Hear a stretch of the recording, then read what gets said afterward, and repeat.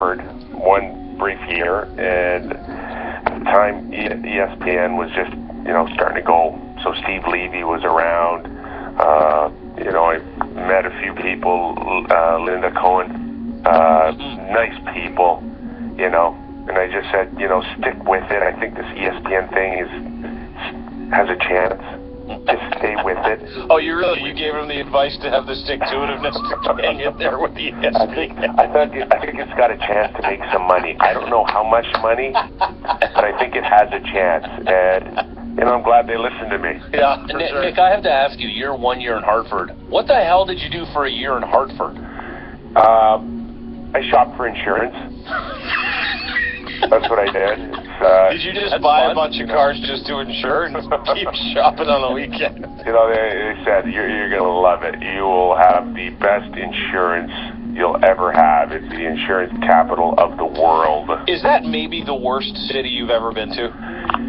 No, I had a lot of fun there, to be honest with you. You just meet the right people, and, it's true. You can have fun in an insurance seminar sometimes, What was the worst city, though? You make it out to be. Yeah, what was the worst city you've ever been to? Played in, been to, played for?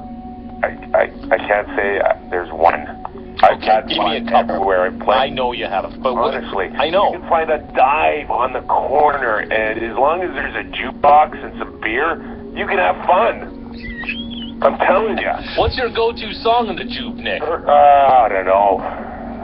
Bon Jovi was always... I knew it. I was almost going to puke out Bon Jovi. Living on a Prayer. Slippery when wet. I'm telling you, it's like...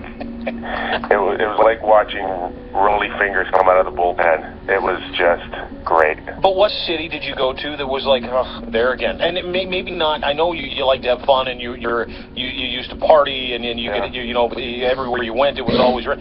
But what city did you go?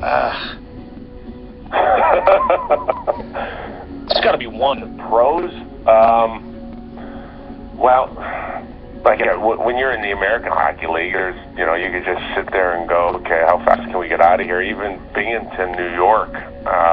I didn't get Binghamton. I didn't understand it, but my God, they had some good pizza. When just before we left, we stopped off at this one place. It was great pizza. Okay, good. Well, you find, Silver Lining. We're going to call you Nick Silver Lining Kiprios. Anyway, last night's game, just such a performance from the Blackhawks and their big dogs, and Duncan Keith was just spectacular again.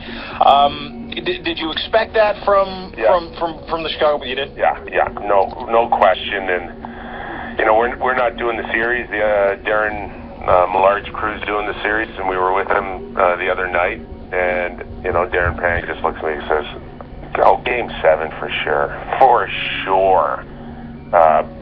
Pat Kane, Game Breakers, Duncan Keith, just like you mentioned. It had Game 7 written all over it, especially going back to Chicago for Game 6. It's, the character's there. It's always been there. It will be until these guys retire and become Hall of Fame players. And this series is very much like the one that we saw against LA. It's two of the best. And again, with all due respect to the Eastern Conference, the Western Conference has ruled the last few years. Just big, strong guys that play the game the way you should, and not to take anything away from the Rangers or Tampa Bay, because it's been a good series too. It's been very unpredictable and a pick'em. But you talk about Chicago, man. You're talking about a team that we're going to talk about for a long, long time. Nick, minus last night's game, I think the Ducks have been the better team in this series as a whole. Should they knock the Hawks out already by this time? Maybe. And if I was a betting man, I'd take Anaheim in Game 7. But that may have everything to do with the fact that they are fresher.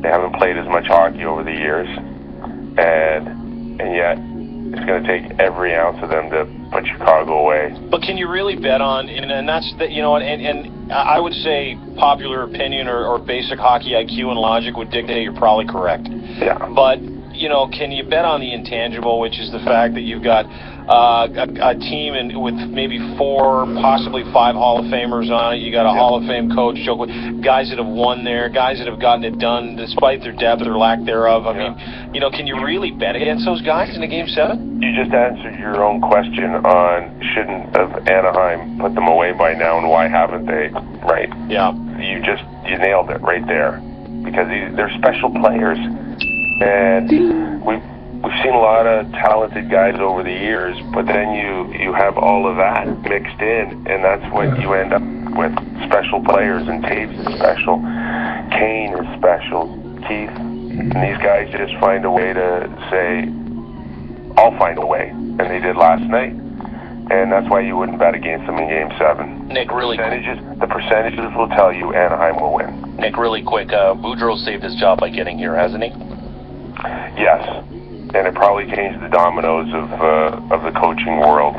And a lot of people were waiting potentially to see Anaheim lose early and Boudreau lose his job. It didn't happen, and then some people needed to think about coaching elsewhere. So, but you can tell he's got a good relationship. He had a good relationship with his team in Washington, and not quite the horses or the character of some players that probably held it back a little bit. But Ryan Kessler certainly changed the look, the complexion of that organization, and we'll see if we can get it done Saturday night. Yeah, we'll find out. We've got one tomorrow night too. Your Rangers as well, but it's just been a hell of a run to the Stanley Cup Final. God. One game too. I mean, everything decided by one game. All the players. So much fun, man. Gotta love the national package. Yeah, you do. It's been fun going to work, boys. Yeah, I bet it has when you're the only dog in town. But listen, appreciate your time, Nick. Have a great night, great weekend, and we'll talk to you soon. Okay, gang. Take care. Nick Kyprios, NHL Insider on Sportsnet, who apparently can have fun in Hartford.